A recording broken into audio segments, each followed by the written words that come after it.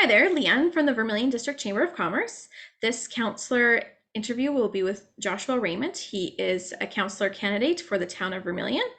Just a reminder to everybody that all of the candidates are being asked the same questions in the same order with no prior knowledge of the questions. All of the questions were submitted by members of the public. And also just a reminder for everybody to get out and vote on October 18th. So Joshua, I will hand it over to you and you can kind of introduce yourself and why you decided to run this time. Sounds great. Thank you, Leanne. My name is Joshua Raymond. I have been local to Vermilion for just over 25 years. I've spent all my childhood and most of my adult life here. And I am currently raising my one daughter, and will be raising my unborn child very soon. My wife has worked in the community for just as many years as I have. And the reason I decided to run is because I feel like someone who's young and is bringing up a family in town, I should take some time to make an effort to be a part of my community in a bigger way. Excellent. So the first question you kind of already started to answer, but how long have you lived in the community and how are you involved in the community? So as I said, I've lived in the community just over 25 years. I've been involved in the community, I would say not so much in like an active member of like any councils or anything like that, but I've played on sports teams. I'm a vice president of the Rec Ball League in Vermilion. And other than that, I kind of just live here, and that's why I'm doing this. Okay, excellent. Being that expenses and the cost of living have increased, as a future counselor, would you agree taxes are too high in Vermilion? And if so, how would you propose to lower or at the very least hold them the same over the next few years? Yeah, so I would agree that taxes in Vermilion are quite high. We pay a lot comparatively to other towns that are very similar size and have similar amenities to us. And as for how to lower those, that I don't quite know yet. I don't know the internal operations of the town, and that's something I'm hoping to learn and make improvements on as we go. Vermilion is a beautiful town and is flourishing so nicely. This submitter's concern is with the trailer park area. There are many young families that live in the area, but the roads are still gravel and no sidewalks, but yet the taxes are high. For instance, theirs are almost $1,700 a year. During winter months, there's no street cleaning that happens, and in the summer months, the roads ways get wet and muddy from the substance the town uses and the rain. The residents know their taxes will increase if paving does happen, but it might be worth finding out if that is possible.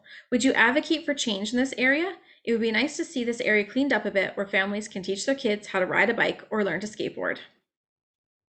Yeah, I would absolutely agree with that. I think that area is just as densely populated as anywhere else in town, and it deserves the attention that other streets and subdivisions and locations get. Why are we as taxpayers paying for an economic development department that attracts competitors, such as restaurants, that could possibly put our pre-existing businesses out of business? And then the second part of the question is, what new businesses do you think would be a positive addition to our town?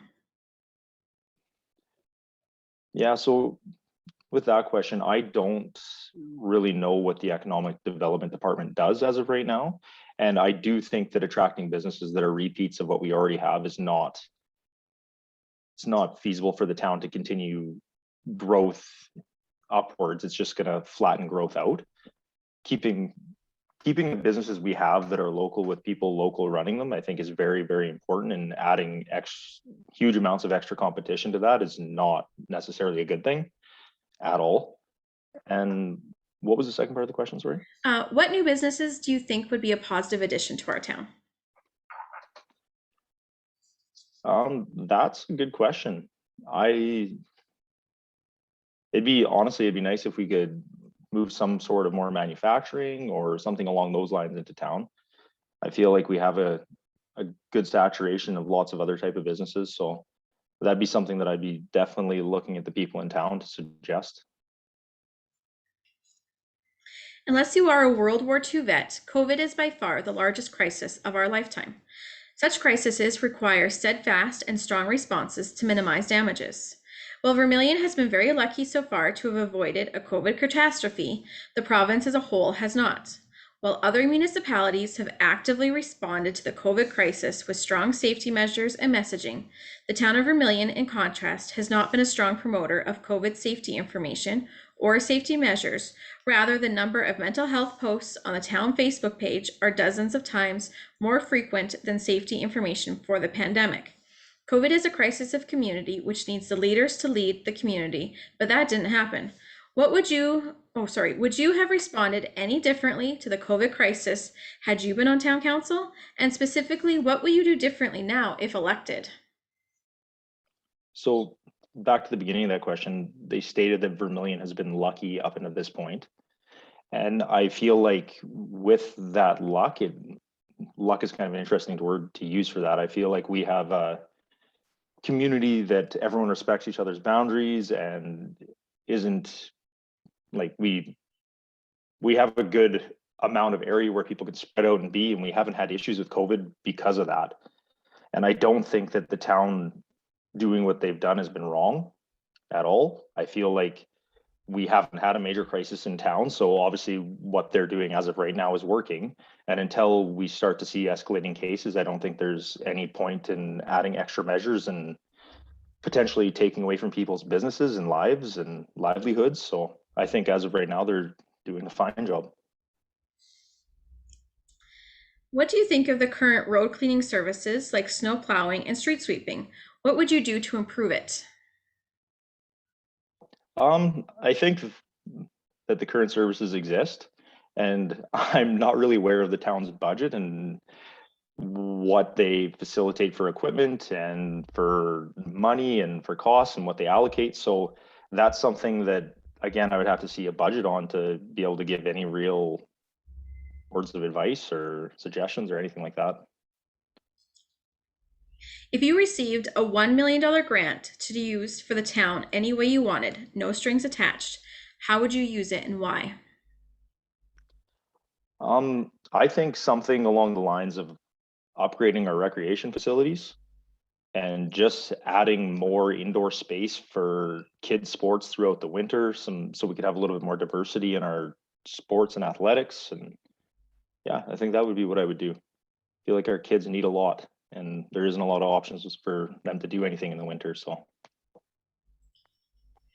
The last question is, what is the number one thing that you wish to accomplish in your 4 years as counselor? I think the number one thing I'd like to accomplish is come out with a strong, solid plan for economic growth in town.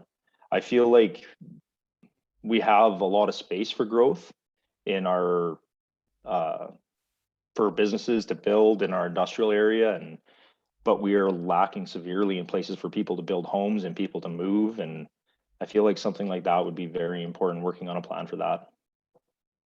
Okay, so Joshua, that's the end of our submitted questions. If there was anything else that you'd like to add, now would be a good time. Awesome.